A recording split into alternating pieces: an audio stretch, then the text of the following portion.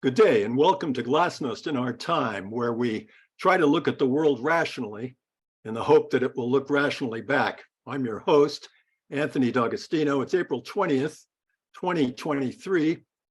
Russian forces have almost completed the conquest of Bakhmut. Ukraine says that the next step will be that it will answer with an offensive toward the Black Sea. It's eagerly awaited.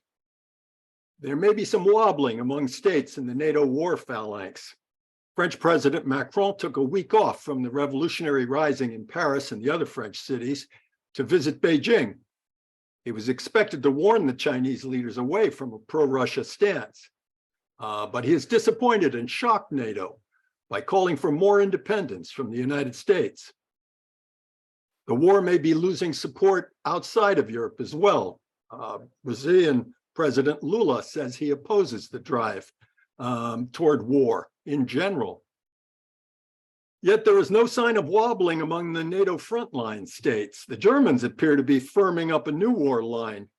Does Germany really intend to lead the NATO war coalition to victory, victory as defined by Ukraine? Indeed, German voices have been talking about a historic turn, Zeitenwende, to a policy of permanent military and ideological hostility to Russia. Geopolitically speaking, we're returning to some of the alignments of the Hitler era. We want to discuss this with Wolfgang Streeck. He is Emeritus Director of the Max Planck Institute for the Study of Societies in Köln. Glasnost viewers probably know him for his theoretical studies of neoliberalism and European politics. The latest of these was How Will Capitalism End? Published in 2016. Today, we want to discuss a series of articles that he has written recently that deal specifically with the German military turn. So welcome to Glasnost, Wolfgang Streeck. Thank you for having me. We hear a lot about how the Ukrainian war has changed things in Europe and changed things especially in Germany. And you even say that there's a Germanization of the war, that the Germans are now going to be the spearhead of the war in the future. And that would seem to suggest a general realignment of powers. And we've got used to the idea that the Germans are pretty much tied to French and to the French and to their nuclear deterrent. Is there now a weakening of the German-French tandem and its replacement maybe by a German-Polish tandem? I think one has to first realize that the German-French relationship was more like a front rather than the real thing. No, the real ally or power in Germany was always the United States. And for the Germans, France was in the post-war period, and sort of sometimes tempting, sometimes not so tempting alternative or addition or modification of their dependence on the United States.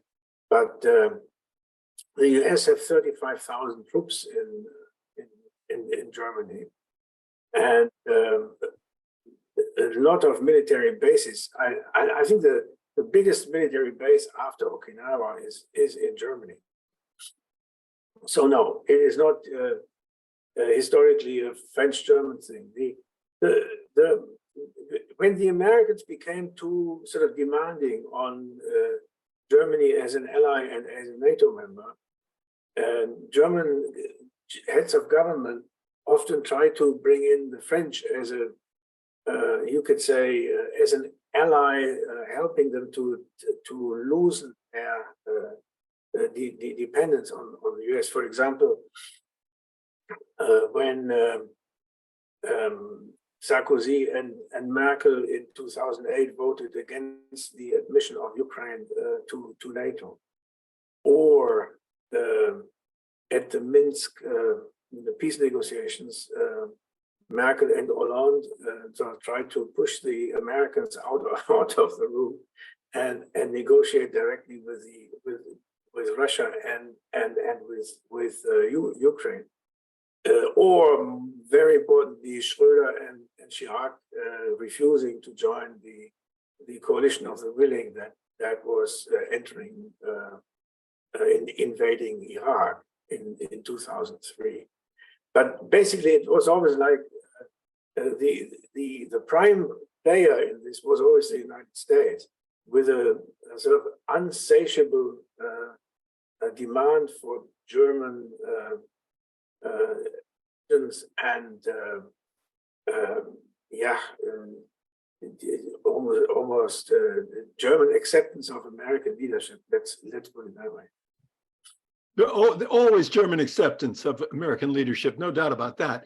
But there are other players that are involved in all of this, it strikes me. And it seems to me that in your analysis, I don't see very much of Britain, global Britain, you know. And I just got through reviewing a book by John Bew, who is, I think, the big intellectual force driving this global Britain idea. And it strikes me that the British have played a huge role in this organization of the anti-Russian coalition here, and all the changes in NATO. It seems to me the British are the real drivers, and they are having an independent role as they played at the time of the organization of NATO back in the 40s and 50s.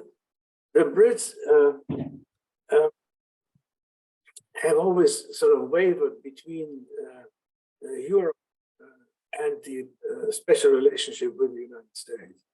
And post-war period was always like, how do we deal with Europe? Do we enter the European Union in order to run inside, or do we stay outside and just play one state against the other? With Tony Blair, the decision was first to sort of sit on the lap of George Bush II, and then the idea that which failed, that Britain could play the central role inside the European Union, thereby you can say transmitting American policy to the European Union, and sort of serving as the main linkage of the transatlantic relationship, switching between Europe and that is still very much the case, in the sense that after they have left the European Union, now, especially under Boris Johnson, there was this thing, Britain becomes global in the sense that it plays together with the United States, not just in Europe, but also in the Asian Pacific area. Remember AUKUS, this agreement with Australia and the United States, and which is about nuclear submarines. And now you mentioned Poland, which is very important in this context. See, the European Union now is almost completely under NATO. These are two organizations. They are both located in Brussels, the headquarters of the European Union, headquarters of NATO. And since the sanctioning policy began, and the United States began to use economic interdependence as a serious weapon, much of the technicalities and the sort of creation of discipline in Europe was delegated to the European Union. Under Frau von der Leyen, who is now the president of the European Union, there was a sort of perfect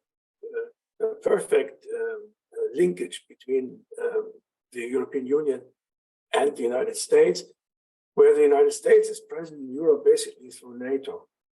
Now we have a rumor going on that when the present NATO the General Secretary, this Norwegian former Prime Minister Stoltenberg, he's on the way out because he aspires to being president of the Norwegian Central Bank, which I think is the nicest sinecure in the world you can find. I'm looking for a successor. And maybe actually Frau von der Leyen will move from to NATO, which will basically complete the subordination of the European Union under NATO. And then another thing that also has to be said, and I'm sorry about the complexities of this, but we have enough time to explore them. Within Europe, we used to have this line of conflict between the continental Europeans and the Brits. In addition, we had a line of conflict between the northwestern states and the Mediterranean. With the accession of Eastern Europe, a third front, so to speak, has been opened, which for a while was basically that countries like Poland and Hungary resisted being governed out of Brussels in terms of, let's say GAHQ or whatever the letters are. Now it's different. Now they are in the driver's seat because the Americans are very, very much aligned with the allied with especially Poland and the Baltic states. So that the idea that Germany or a German-French tandem would run the European Union is mistaken in the sense that now the power has shifted to the east and that the transatlantic connection has become enormously strengthened by the war. It is America, together with the East Europeans, that is now the power center of Europe, and it is the question of how Germany fits into this. And I think you have questions there. So just not to make you repeat yourself, but you know, you are arguing, and I think I agree, of course, one has to agree, that the Minsk Accords were taken very badly by the British, and the British have been unhappy about the Minsk Accords, and perhaps even trying to undermine them actively. And do you connect this with Brexit in any way? Do you connect the no. It's political side with the economic side? Isn't there some kind of conversation between the economics and the politics? Oh no, there's a long-standing ambivalence, as I said, on the British part, on Europe and the European Union. Britain still, especially under conservative governments, sees itself as a world power. That role it can play only in a close relationship with the United States, and in that sense, that absolutely takes precedent. The Brits, at the same time, can increase their value, so to speak, in the relationship with the United States by demonstrating to the US that they have this superior understanding of what is going on the European continent and the capacity to make this work in the context of the transatlantic relationship, meaning their exit from the European Union is totally irrelevant in this concept. In this context, it is NATO, the British ambition to play the global power role in alliance with the United States as you can say the corporal of the United States on the European battlefield. Yeah. They are the sort of commander of the American subdivision in Europe. That's what they want to do. And now you can say Germany comes into the game because what you now see in terms of Zeitenwende, this is a pretty sophisticated sort of public relations invention, this term. You don't use this easily in German everyday language. It carries a sort of very fundamental sense of change, epochal change. So how could someone like Scholz, who is certainly not known for his deep knowledge of the German language, how could he come up with this formula 2 days after the Russian invasion of Ukraine. In my view, it can only mean that his speechwriters had been prepared for some time for this event, and that they had been sort of warned by their Western allies in particular, that now there would be a moment in which their loyalty to the transatlantic alliance would be seriously tested, and that they would have the choice whether they would follow or misbehave, with all the consequences that this might have in a war situation. And so I think during the fall of 2022, when these negotiations were going on between the United States and Russia, Geneva and so on, the Russians was with what they wanted in terms of security assurances. I think by that time, the Germans were informed that there was a very high chance that they would have to show their allegiance to the West. And then that was when the preparations began. You know, this is a very creepy kind of return, it strikes me, to the alignments of the period 1934 to 1939, when you had a German-Polish alliance in 1934, and you had the British connected in 1935 to Germany through the Naval Pact, and then you had the Anti-Comintern Pact, and then the British, presumably the British with their long-standing alliance with Japan, and it's that kind of Britain, Poland, Germany. Of course, the Swedes and Finns didn't figure in this at the time, but it looks very much like that same anti-Russian alignment. And the United States saw that was not in its national interest, that was largely designed to defend the British Empire, and that the United States' interest in the long run was to defend Russia and China. This is in the 30s, defend Russia and China. We've come around to the opposite of that now. And we have the alignment of the Hitler era, basically. And but be careful. The question to what extent Germany is a player rather than someone being played by others. That is an interesting question. I think that you saw during that year that these sort of different steps of engagement, the ever heavier weaponry that was sent to Ukraine, that all happened for a time with great hesitation on the part of the German, especially the Chancellor. The Greens in government were different. The Greens had sort of totally shed whatever pacifism they had ever believed in. And now they are an absolutely belligerent political party. They followed their foreign minister, who actually can foresee an end to the only in terms of Putin being somehow captured or delivered to the West, and then having to stand trial, if still alive by the time, in Den Haag International Criminal Court. If you think about this, then this absolutely takes the possibility of a at least nuclear battlefield weapons, absolutely without any problem.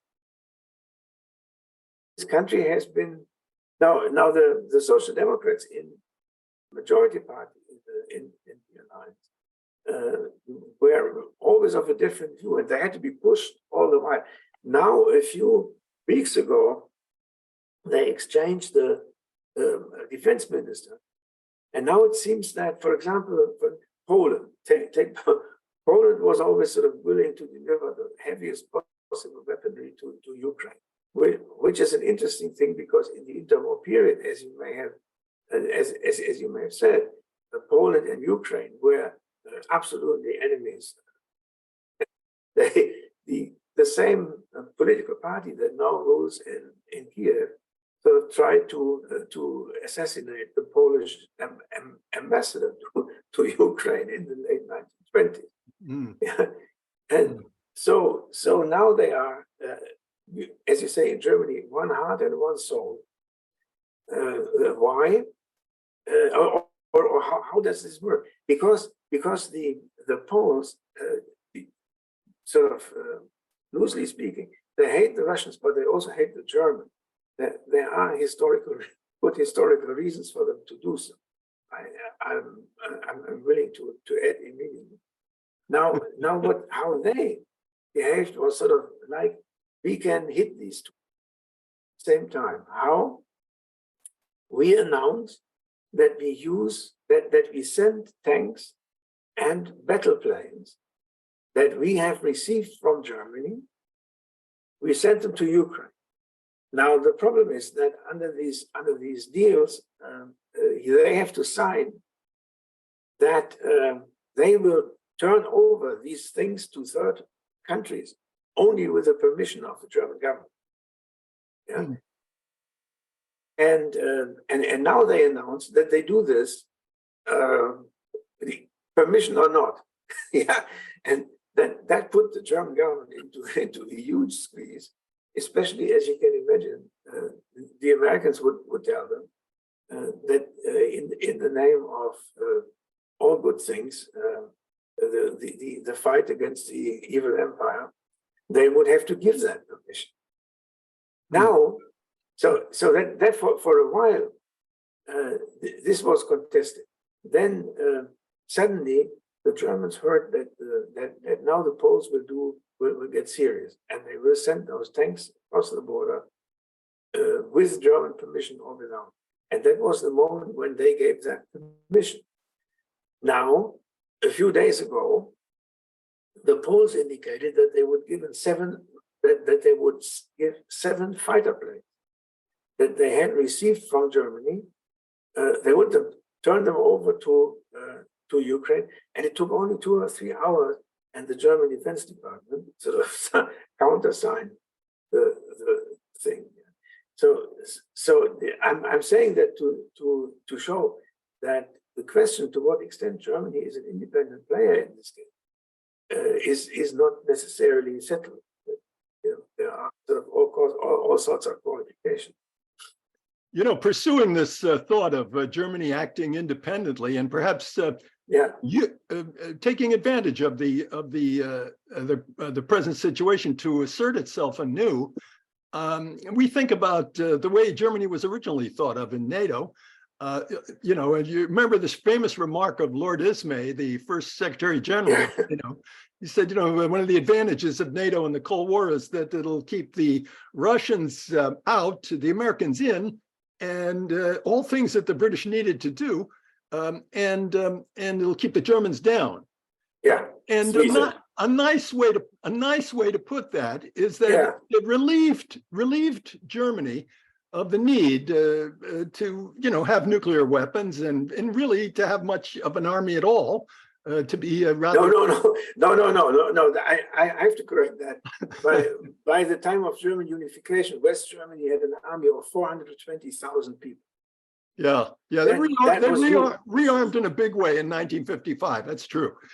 Okay, but at any rate, not to have nuclear weapons. But that was not. But now the Zeitenwende perhaps suggests an end. The Zeitenwende, let's put it this way, the Zeitenwende may be incompatible with the NPT, with the vow of 1968, you know, against a proliferation. So the Zeitenwende becomes an argument for German nuclear weapons. No, I beg to differ. The moment isn't this the position of the? Don't you say this is the position of the Frankfurter Allgemeine Zeitung? Yeah, they are. But they don't make German policy, and nor do they make American policy. Mm-hmm. For the Americans, the fact that Germany has no nuclear arms is the guarantee of their continuing control over Germany and the present. You have to, yeah, that you have to see.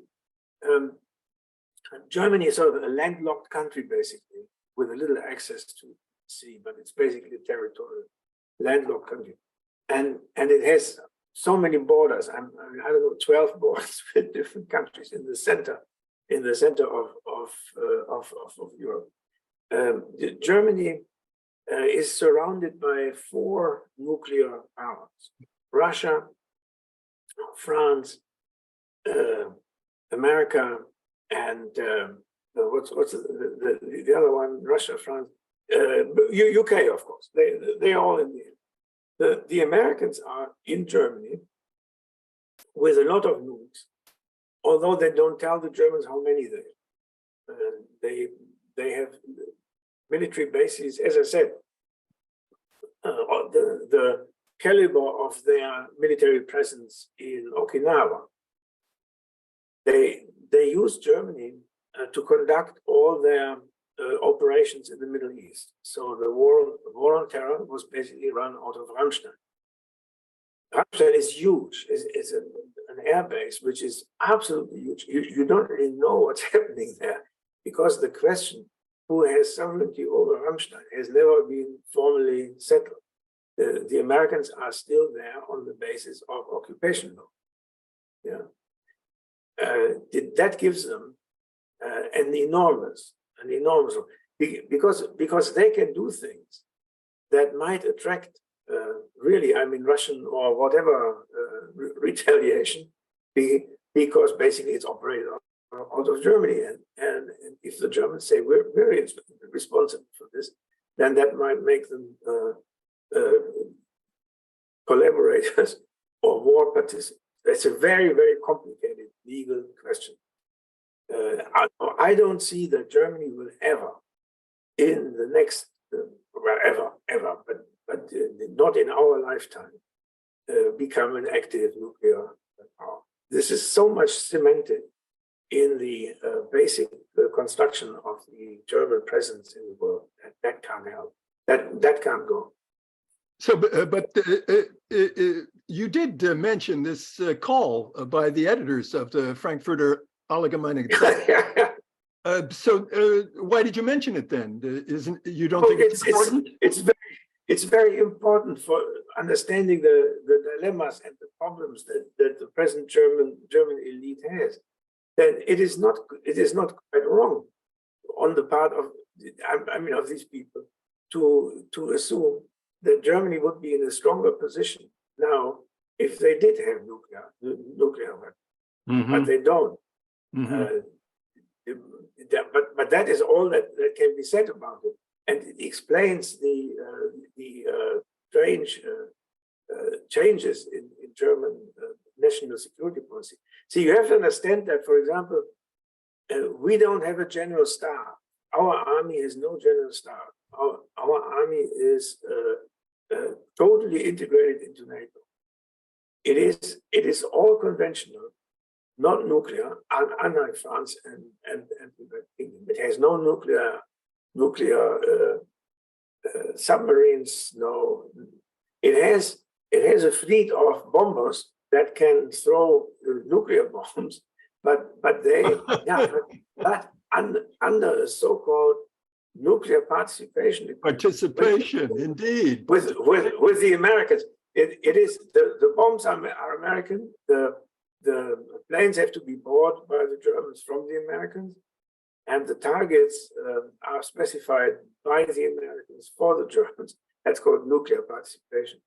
But Wolfgang, you remember though that the British and the French too both argued that they needed nuclear weapons in order to enhance the deterrence of Russia. They said that in Moscow they would have to make 2 decisions. They would be doubly deterred, trebly deterred. In other words, it was all under the rubric of NATO that they obtained nuclear weapons. So, what keeps the Germans from going down that same path? Because the French and the British acquired nuclear arms in the 1950s, before they had signed the nuclear non-proliferation treaty. And in fact, they never signed it. NPT. We did. You Yeah. think? The two, France and Britain are among the original nuclear powers of the post-war period.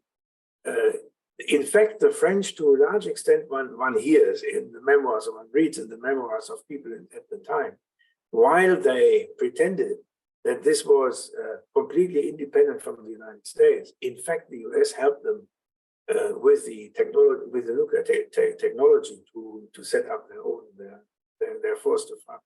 See, the force de frappe has played the French nuclear force has played a very strange role in post-war history up to now. It is extremely expensive. Any nuclear force is extremely expensive. The consequence of this is that the French conventional forces are very weak because you don't have enough money to. The Germans are spending almost as much on the military as the French and the United Kingdom. They are almost in the same. But the Germans cannot spend money on nuclear force. Therefore, all of their money goes into their conventional. For the French, this was always like a very tempting idea to convince the German to throw together in one big the French nukes and the German soldiers, yeah, and that would form a formidable. This goes back to the 1960s, and the French always sort of basically were interested in the Germans sharing the costs of the French nuclear force. The Germans were not always against it. But what they wanted to get in return was some control over the target catalog of the French nuclear force. They wanted to know where would these missiles hit, and the French wouldn't tell them because that was French national sovereignty up to the present day. In fact, everybody knew where they would hit. That was on German territory. Why on German territory? Because this was the place where the Russian army, if the Russian army were going to invade Western Europe, they would have to go through Germany in order to get to France. And once they had entered Germany, you could nuke them. Yeah. so that was the reason why this glorious. I was part of that force. I was an occupier of Germany. Way back when. As long as we're pursuing this idea, yeah. Let me ask you, what would happen in your estimation if nuclear weapons, God forbid, if some use of nuclear weapons should result from this war in Ukraine, some small use of tactical nuclear weapons, or God forbid, some kind of Russian attack on Poland with nuclear weapons, how would that change things? That would change things so profoundly that I wouldn't want to speculate. But you think it's unlikely? No. I'm not saying it's unlikely at all. I'm only saying that once that happens, then all bets are off. Yeah. Then it's sort of Armageddon, and I mean it. Then we have, or the better expression from the Bible is tohu wabohu. Yeah, it would be a complete chaos. Well, you know, Henry Kissinger made his reputation in the 1950s making the argument that you could have a limited nuclear war in it, what amounts to a limited nuclear war in Europe. It's possible, but other things are also possible. See, war is a random processor. It's a sort of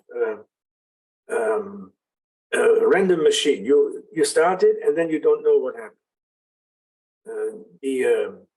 This is the essence of both Machiavelli and Clausewitz. In Clausewitz says that if two armies engage with each other, Then you have what he called frictions all over the place.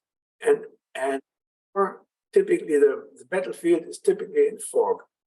And you can't see what happens. And all sorts of very unpredictable things can happen. So no, if that was going to happen, we might actually look for a safe place to get interred. Yeah. Now wait, but let's talk about some more sort of future-looking things. More pleasant. I think that there's one country that we have not talked about at all, which has no interest whatsoever in a nuclear exchange, either in Europe or anywhere else in the world, and that's China. Yeah. The Chinese, and also talking to some people who are not really in the center of this, but close to it. The Chinese seem to have told the Russians that it would be an absolute no-no for the Russians to use tactical nuclear arms in the Ukraine. Now, the suspicion is that they didn't say that to the Russians without having told the Americans that they are going to say that, provided that the Americans don't drive the war so far that the Russians have no alternative to using nuclear battlefield. That would mean that there is in the background some sort of tacit understanding that whatever is done on that battlefield will have to be done in such a way that Russia doesn't use its nuclear force, and the Ukrainians / Americans do not drive it so far that the Russians would be forced to do that. Yeah, that would be a scenario, and this is what I think increasingly think is the next step. Would make possible a scenario in which the Americans are getting out of the war gradually, step by step, and forcing the Germans to take over their role. Yeah. The Germans cannot, unlike the Americans, the Germans cannot actually talk about nuclear war because they have no news. Which is something that doesn't encourage the Ukrainians to do things that could encourage the Russians to use nuclear arms. That if this would happen, then Germany would be pushed by all over Europe to be the main provider of weapons, intelligence, especially money, especially guarantees for the rebuilding of Ukraine after the war, whenever it ends. Germany would be the place where the Ukrainians would get all this. The assumption that you can guess from these documents that were leaked a few days ago is that the American military already assumes that the war cannot be won. But if they turn it over to the Germans, then it would be up to the Germans to explain to the Ukrainians that they cannot win the war on their terms. And then they could all blame the Germans for not having supported them enough, and not the Americans. So the Americans sort of get out of a situation where they might get into a second Afghanistan, and then the Germans would be the ones. And leave it all to the Germans. Yeah. Leave it to the Germans, especially the blame when it doesn't work. And then it would be a question of the United States restraining the Germans. Yeah, or in that sense, I think there again you have to bring in China.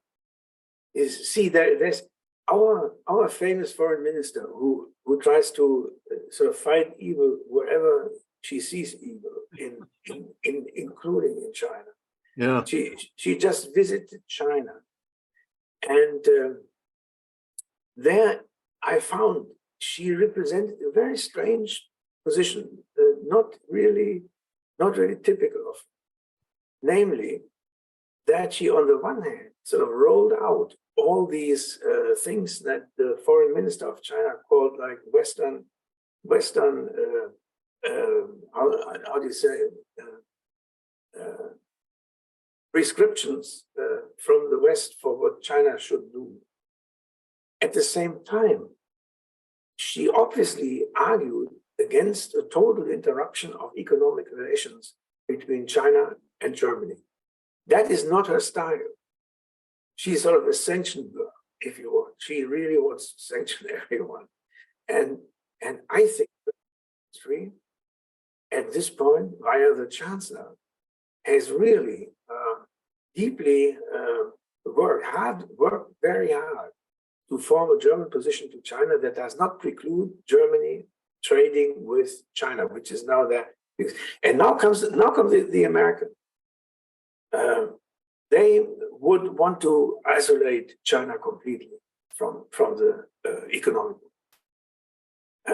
Will they allow the Germans to do this? And what I think is somewhere in the background is that Germany and America are now negotiating on the question of how much of the extent to which Germany takes over the burden of the Ukrainian war in exchange for being allowed to maintain economic China in certain areas in which the Americans do not see an immediate security.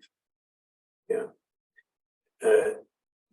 You know American foreign policy, you know how reliable it is. It is not reliable at all. It could at some time sort of simply forget what they promised, as they did in the 1990s in relation to Russia. But I think this is the hope of a section of the German government, against the will of the foreign minister, to be allowed to have some economic contacts with the Chinese in exchange for them carrying the burden of the war in Ukraine under the strict observation of the Poles and the Americans. That could be something that we'll see in the next few months. Really interesting speculation. Yeah. Yeah, and this is nothing else we can do. We're dealing with a world in which all these things are being decided and discussed somewhere behind a big wall, and everything that is shown to us is sort of theater directed by very, very well-trained information and disinformation specialists on all sides. The moment a war begins, let's say the truth becomes a tool. Yeah, the first casualty. In this connection, you have spoken about another notion of Wolfgang Schäuble. Schäuble. And he has said something about a triumvirate, some kind of French, German, Polish triumvirate. What do you think of that idea? I mean, Nietzsche once said that the most beautiful visions you have on your deathbed.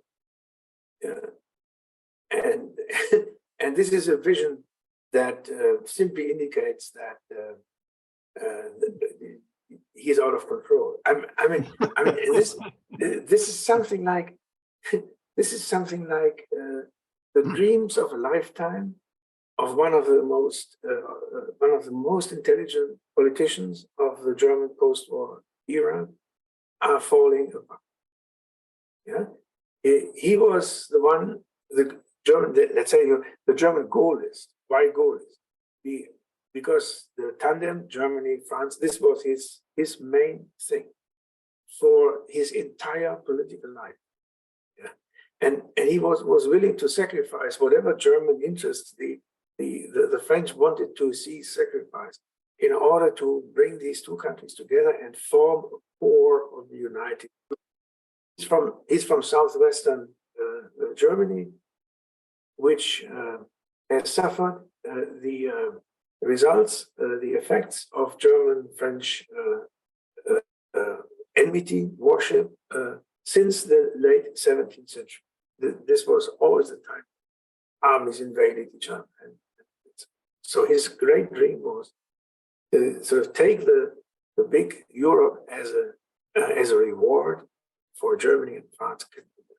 That was impossible already under the euro.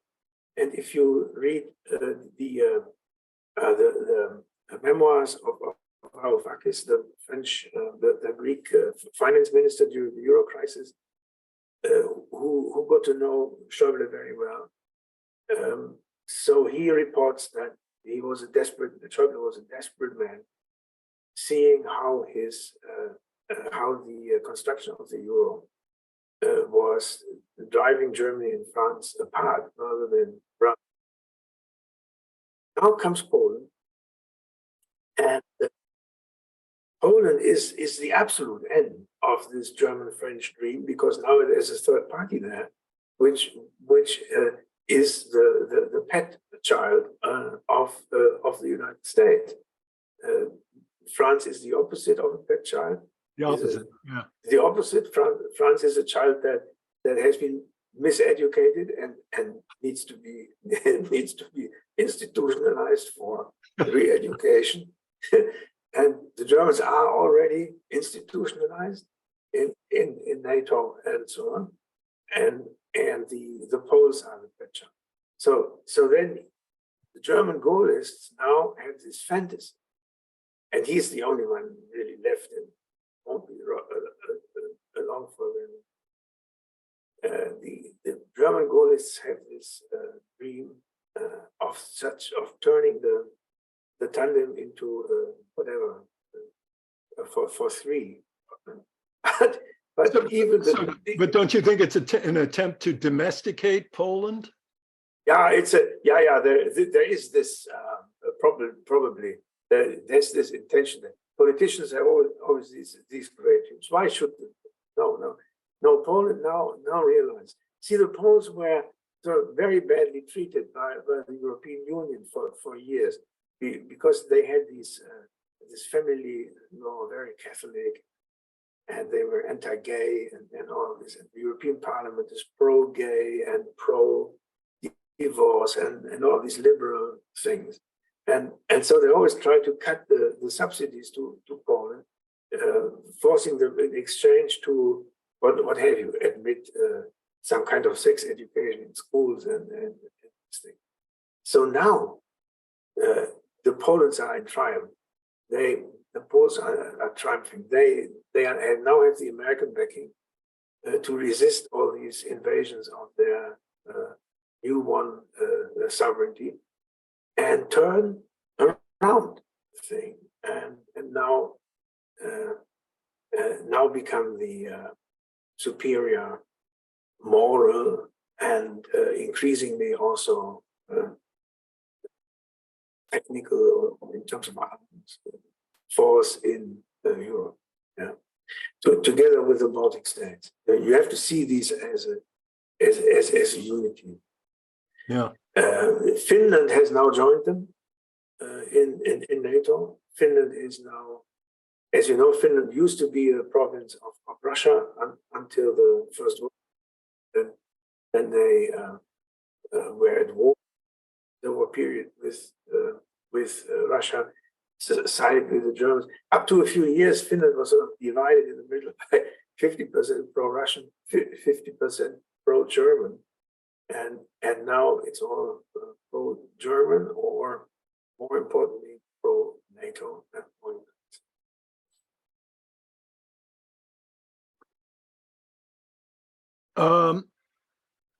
What do you think what do you think the domestic politics in Europe will contribute to this general picture? We're talking about a lot of international alignments. But at the same time, there looks like something like a revolution going on in France. Yeah. Do you think that these two flows will somehow intersect? Yeah. I mean, I take this to be the last question of our interview. Yeah. No, up to now, the French public is almost exclusively concerned with the pension reform and other social policies and the sort of presidential or royal style of their president. He has a very, very low popularity score. He tries to, once in a while, use his prerogative under the French constitution to determine French foreign policy. Mind you that the minister of France is directly appointed by the president, apart from the prime minister. The French president has sort of sole jurisdiction over French foreign policy. Now then he tries to do these things like on the way back from China, he tells the press on his plane that France can't be a vessel of the United States, and one has to I think that this would ring a bell with the populace in France, make him more popular. I don't think people care about this at all. They care about the style in which their social welfare state reformed, quote unquote. Yeah. In Germany, I don't know, it could be slightly different. But under Merkel, they were able to relegate most or almost all fundamental dissent with the politics of the federal government, domestic as well as foreign, to this extreme right-wing party, the AfD. When Germany say something unorthodox, the 4 or 5 parties in the middle will immediately tell you that this is the same, that you're saying the same thing as the AfD, therefore it is out of bounds. Yeah. In the German debate on national interests, immigration, what to do about the Ukrainian war. The AfD is against delivering arms to the Ukrainian army. Therefore, if you're against the delivering arms to the Ukrainian, you promote the AfD. And these 15% are almost cemented in the German electorate. They can't get much bigger, but they also don't get less. Although I must say, in terms of the quality of the personnel, this is the most. I think I can say that the dumbest political party that has ever existed in a modern country. They have their leaders are totally unpleasant characters, and they are up 2 or 3 of them excluded, totally inarticulate and without any intellectual power. So these people take basically 15% of the German electorate who are potentially in opposition, and could potentially play a political role in the taking out of the game. Yeah, they're out of the game. Nobody wants nobody. It's so ridiculous. Even in one of these regional parliaments, if let's say the Christian Democratic Union enters a bill like on lowering the maximum speed on city roads. If the AfD decides to support that, they will withdraw the bill. Because they have the policy, they never vote about anything on the same side as the AfD. Yeah. So, in general, would you apply that in general? I mean, everywhere the left and the right appeared to agree on, say, a new foreign policy approach, you would think this is bad news, or is it tolerable? This idea, is it tolerable? Yeah, I would have it in the United States as well. Yeah. Well, it's similar. So Trump tried to sort of sort out relations with Russia in his stupid way, and there are people on the left who think the same, but they cannot work. No, I want to say, Tony, and I'm like to, and this ends my wisdom on this. In this world of extreme political turmoil, and in which all these sort of unpredictable things happen, I would not want to make any predictions at all. You can ask me about probabilities. You can ask me about underlying structures. I can explain them to you, but I will always add that these structures are changeable to an extent that we have never expected they would be. Yeah. And so now we are really in a world of extreme uncertainty. And what Antonio Gramsci called an interregnum is no longer stable, is dying, but you can't see a new order. That means that if we have a discussion with you on Tuesday, we can have another discussion with you on Thursday, and we may get new ideas. And I don't think that fast, but in half a year, the world may already look different. Although I tried, when I spoke to you, I tried to point out certain sort of things that can be assumed to be more or less stable because national interest, the number of nukes you own and all of this, they are not immediately changing. Okay.